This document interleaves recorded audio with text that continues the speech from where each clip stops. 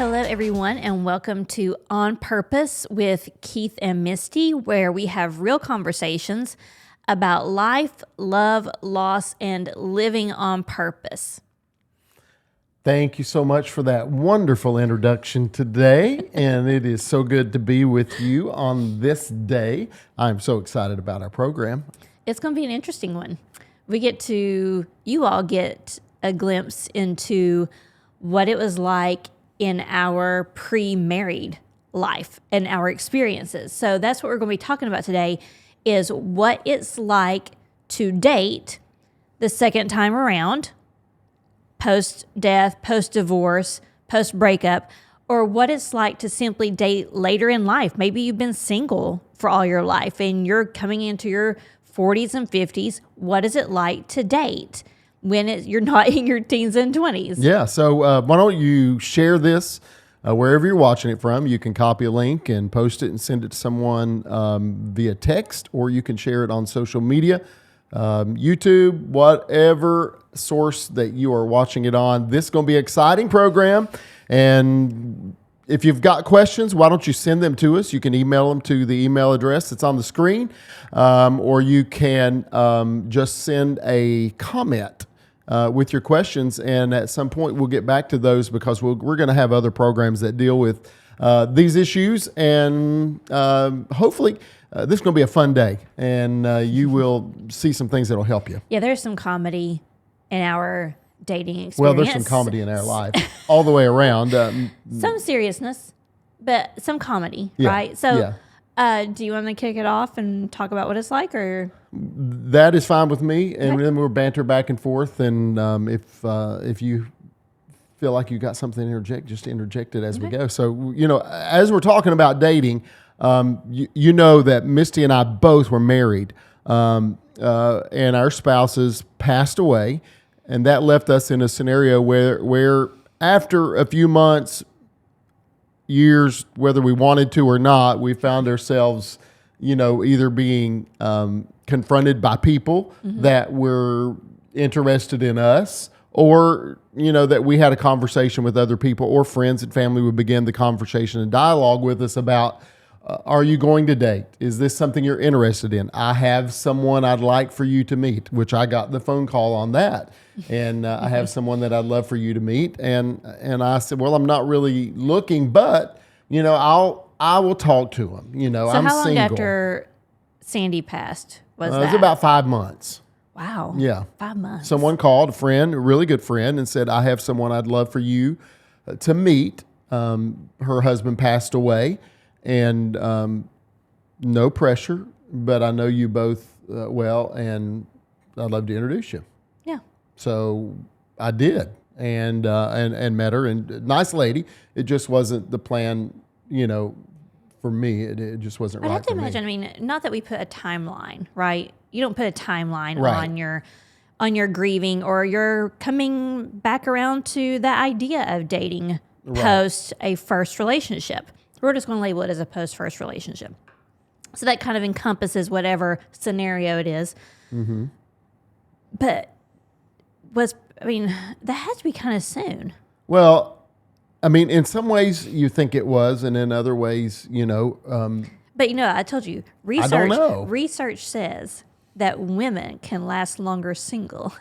Yeah, I know. Research says that guys, and from being around That's not several people everybody. and talking That's to not people, everybody. not all guys. I know some guys that have been single now after their wife passed away or divorced or whatever for a lot of years. Well, and I know some women who got back in the dating game really quickly after And the then I first. know some guys after 2 months that So, were remarried again. granted, it's not and a there blanket. there was no hanky panky involvement in relationships outside of the marriage. It's just somebody came into their life. Yeah. And they remarried, and they have lived happily ever after. So I don't know that there is a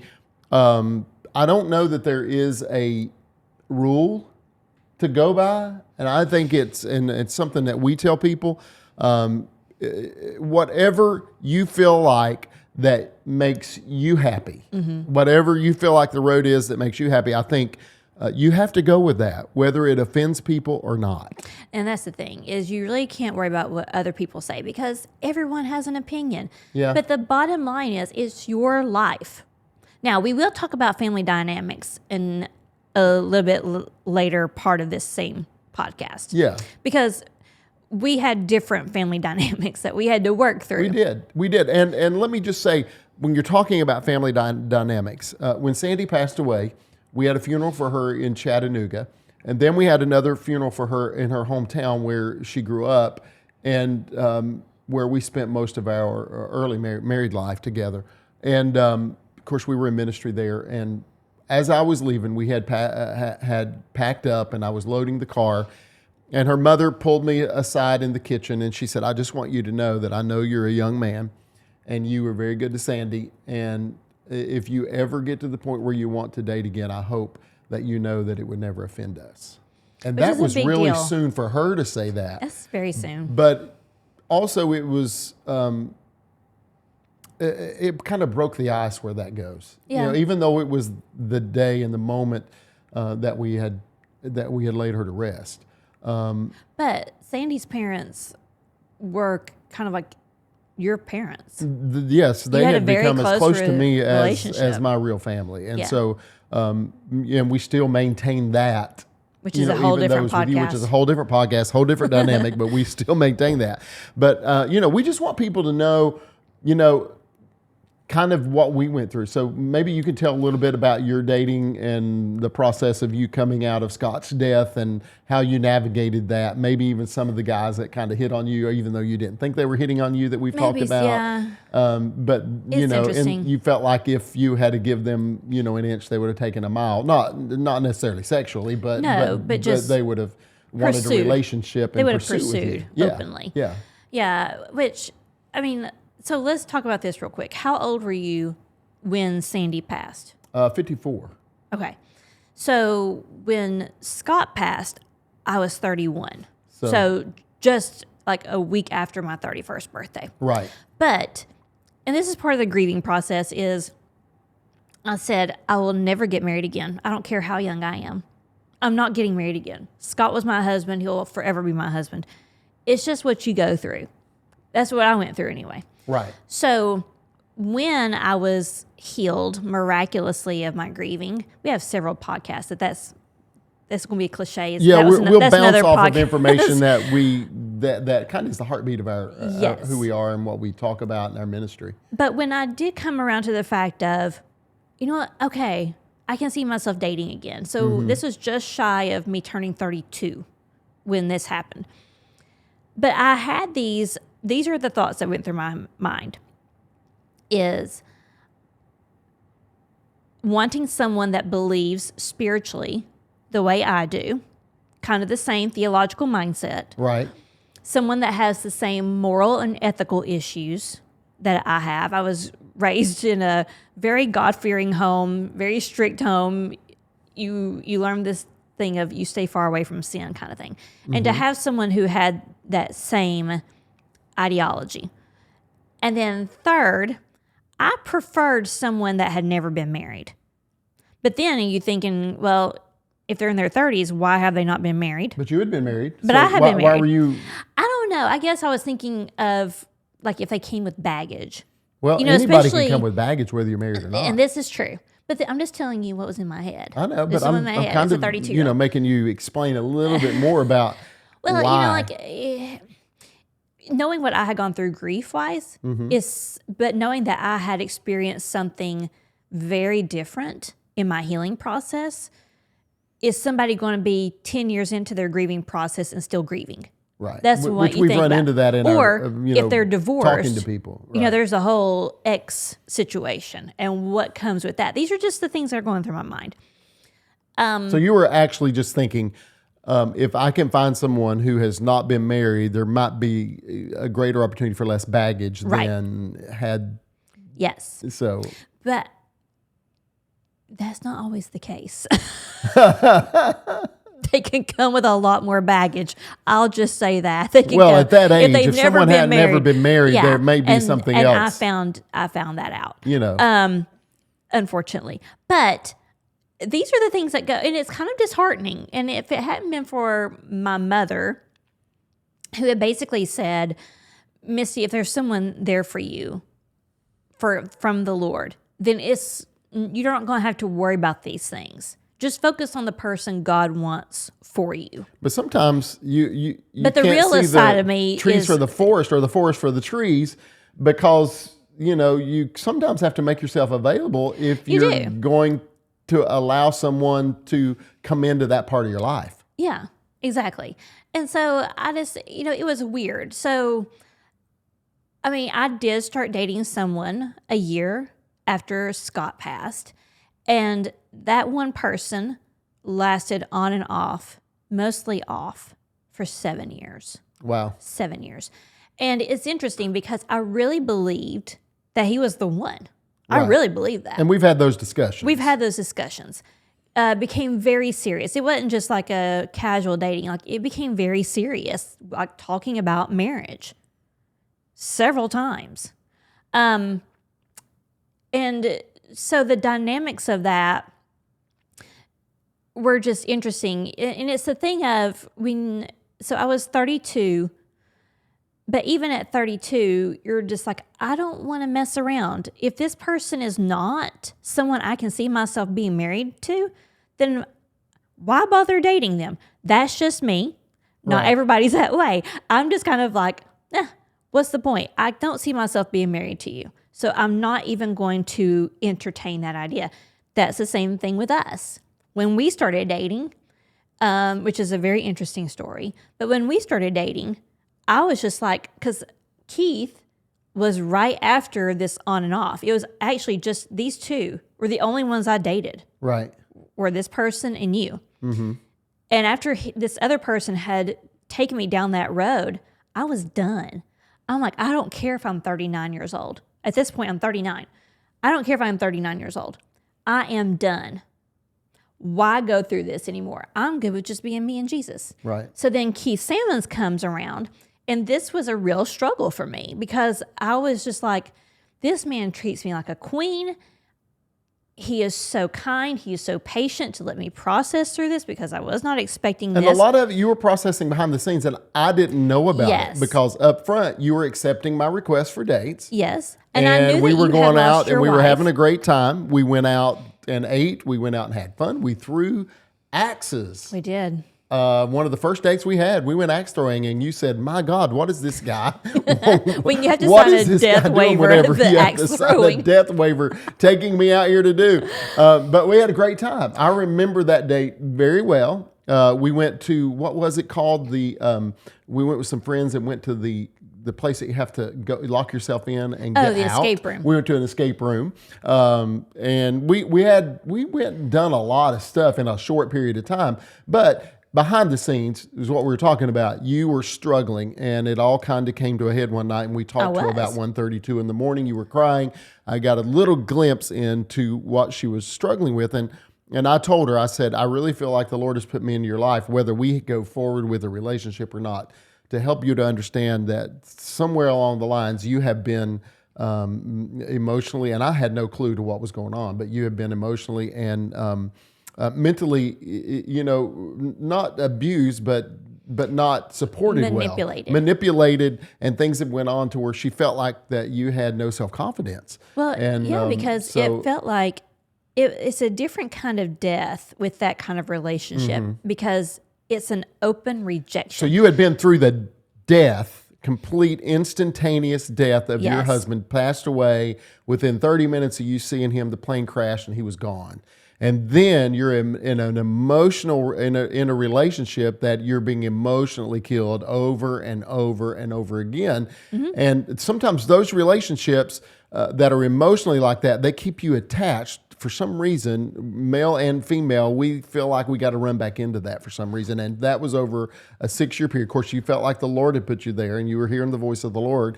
But sometimes when you're abused emotionally or taken to the edge emotionally and then turned off, that kind of, we want to feed off of that. Yeah, and it's, I mean, honestly, and no one understood what I was going through. Maybe here's what it is. Maybe it's this. Maybe the person, you, other people, want affirmation from that person.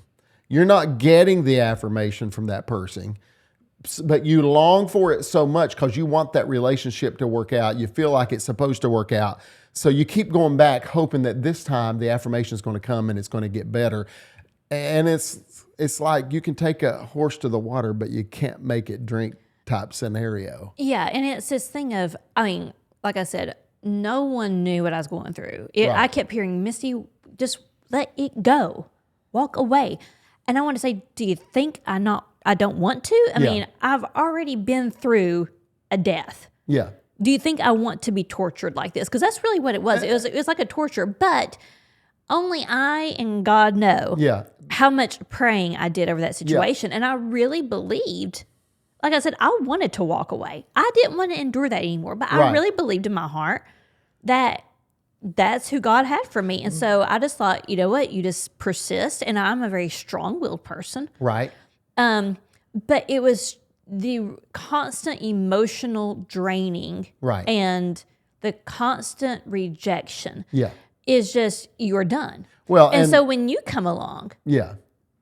There was a block there. There was. And I had a conversation with my brother. Yeah. Who is, we are thick as thieves. And we tell each other everything. But I was just like, is this something or is this not, Ryan? Because I need to know, because I'm not wasting my time and I'm not wasting his time. And he finally said, Misty, chill out. Why don't you just enjoy the journey and stop worrying about what the end is going to be? You are being treated like you deserve to be treated. So just enjoy that for a little while. But I had never had that concept. Dating was always, even as a teenager, I was this weird teenager. Even as a teenager, I thought, if I can't see myself being married to you, or if I know what you're doing, I'm not even going to bother. You know, like the guys in high school that I liked, they ended up being a little testy. I mean, they were the popular guys. Yeah. But they didn't have, you know, you found out they had good reputations on the surface, but then you find out otherwise. But I was always just like, if I don't see myself permanently with you, then why bother? Now, is there anything wrong with fun dating? No, there's absolutely not. That's what I was trying to get to. We gave a little history on us, and we've talked about the struggles that we had getting there. But let's talk about, the aspects of dating, and how that you dated a little bit more than I did. Then. Not very many, but you were only single for 2 years. Yeah, and you get into the process of saying, "Oh, this is okay," and then you get introduced to someone, or someone gets introduced, or you see someone that is attractive, and you think, "I'm going to." Make a call and see if there's any interest there, or you just go hang out with people that are potentially or not potentially someone that you would date. And I said at 16, it was easy to have a pickup line and to go talk to a girl and get them to go out with you. But at 55, trying to have a pickup line, going out, to me, it was just incredibly difficult. And I don't want to get into some of the things that I thought, but you would sit down with someone and you're at dinner and you meet them together and you're thinking, I want to get out of this place as fast as I can. Mm-hmm. But then, then you think, no, I'm here. It's the moment. Let's have a great time. Just enjoy this company and move forward. So, dating is about finding someone that you can be compatible with, that you can have fun with. It's not about filling that void. That void will be filled, but you got to be compatible with them. Yeah. And we know spiritually that it needs to happen. And if you're watching and you're trying to find someone, or you're trying to get yourself into the mental, emotional, spiritual place of dating, or you think you're going to date, or you are already in the process of looking for that person, allow yourself to be open to what the Lord wants ultimately. Spiritually, that is the number one thing that you need to be looking for, someone that is spiritually in tune with you. Mm-hmm. If you are of one denominational or background and someone is far left of what you are spiritually and where you are in the scripture, then you probably don't want to be aligned with that person. It's probably going to make things very, very difficult. And, some people say, they're a believer, but they don't go to church. Well, if they're not going to go to church with you, then you need to write them off right now. They may be a great person. You may could have a lot of fun with them, but I'm telling you, it's not going to be a good road for you. Yeah. So, in spiritual alignment, that's very important. And it needs to be exactly in line with what the Lord's will is for your life. If you're called to ministry, you need someone that's going to line up with the call that you have to ministry. If you are a lay person and involved in church, then they need to be involved in the laity of the church and be supportive of what you do. Supportive is not them just sending you out to pasture to do the work of the ministry. Yeah. Supporting means working together. Misty and I work together in ministry, and we don't have time to go into that today, but we work together. We're supportive of each other. I'll carry her briefcase anywhere she goes and be supportive of her speaking. One of the most incredible gifted speakers I know, and I'll say that over and over. And she's rolling her eyes in the back as she closes her eyes at me for that. But she's incredible. And so I support what she does. She supports what I do. And we have differences in methodology of the way we do things, but we're very supportive in most every aspect of our life and ministry. And then if you're going to date someone, make sure that they like to do the same things you do. You don't want someone that is your spouse that is a hiker and you don't ever like to get out of the house.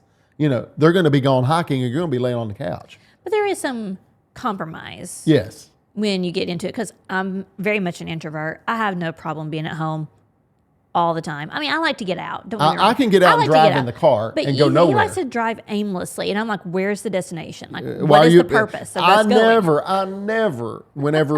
Never, ever in my life, cars were made to drive, and I never worried about mileage on a car. If it was brand new or if it had 150,000 miles on it, I never worried about the miles. I just jumped in the car and going. So shortly after Misty and I got married, she started saying, "Hey, where are you going?" I said, "Just out for a drive.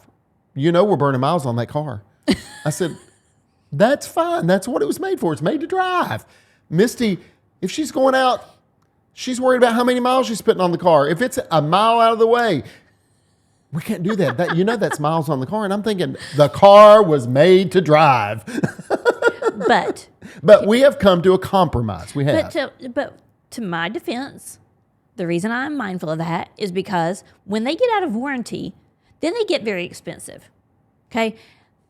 I love you. But you like to flip cars. And I don't mean like physically. I mean, you like to buy and sell. You don't keep a car very long. So it doesn't really matter. And I've always done that. Like the Jeep we had. Right now, I'd be looking for a Jeep. We are looking for a Jeep to drive right now. But you sold it. You're like, oh, it's getting near the warranty. And we should have kept that. I'm just going to sell it. But now we're looking for another one. I keep cars. See, there are some things that we're very opposite in, but we learn to compromise. So now we rent cars. I have gone driving. Yes, you have. I have gone driving, times. And you have been a homebody with me some. Yes, and we've come to a compromise, and we have a great. It's all about give and take. We're on the same page. And listen, and this is a little more difficult later in life. Here is part B, because we have both gotten very stuck in our ways. So when we got married, I was 39, you were 55. Both very stuck in our ways. I had been single for 8.5 years between Scott and Keith. I had gotten which I've always been strong-willed, but used to doing stuff on my own. Keith does not understand that. He gives me the line of, "You have a husband who can do that for you." And I'm like, "But I'm very capable of doing it myself." So these are just some of the dynamics. Is you have become very set in your ways. And there's been times where we have had what I call anointed fellowship, where we get a little tense, and I have said, I have given up a lot for you. And I say, what? And he has said, and I have given up a lot for you. Okay? Truce. It's true. You both have to compromise. And it's not like in your first Listen, this could be a whole nother program. We're running out of a lot of time here. But let's just say this. It's different. Figure out how we can take people to a place of understanding that it's okay to date again. Yeah. Well, and the thing is, you just have to be mindful of these things. Like the first go around, you kind of grew up with, like I grew up with my first spouse. You grew up with your first spouse. You formed this life together. But then now you're trying to merge two new lives. And then in the midst of that, you had a son. Yeah. I didn't have children. And so those So that was dynamics a whole have to nother come into play. dynamic Is of- how is that dynamic going to come into play with your relationship? And how does it affect and how do them you while navigate still that? doing what you are supposed to do for you? Yeah. So You know, we're like, trying how to, do you we're do trying that to deal with a child's be issues with that? emotionally and spiritually, physically, and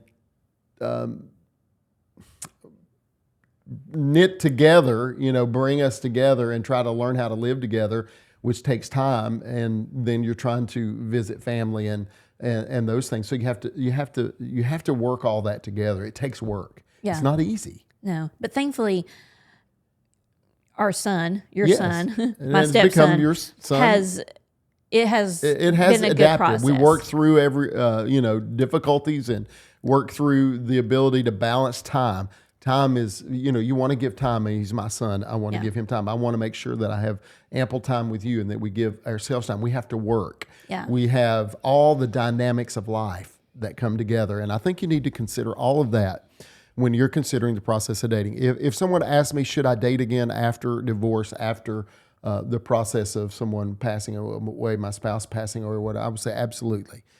You have life to live. Don't allow yourself to become cocooned in the thought process, whether it's provoked by someone or whether it's provoked by yourself, that you can never be and that you're not meant to be with someone again. Because if you want it, you go for it. Yeah. So thank you so much for joining us. We hope that this was helpful. And once again, please spread the word and make sure you keep joining us. Thank you so much. We appreciate it. Yeah, go to our website, keithandmisty.com, and all of our social media platforms to get more information about us and what we do, and to continue to keep up with the podcast. We'll be with you more and more. And so stay tuned. Watch for next time.